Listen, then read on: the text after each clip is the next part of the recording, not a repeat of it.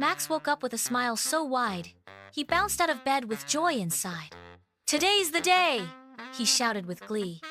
"A birthday party just for me!" Well, not for Max, but his friend named Lou, who was turning 5 and invited the crew. Max grabbed the gift he had wrapped with care, a dinosaur toy and a card shaped like a bear. He wore his best shirt with stars and stripes. His hair was spiky in cool little spikes. Into the car and off down the street, with a happy birthday song on repeat.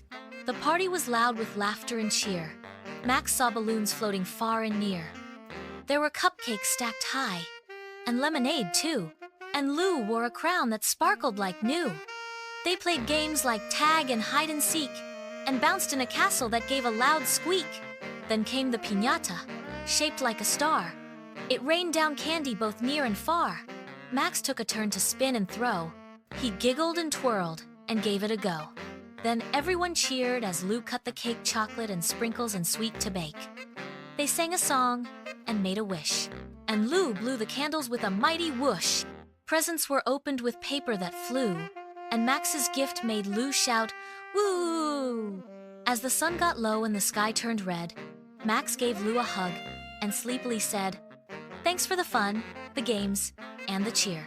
Let's have another party next year."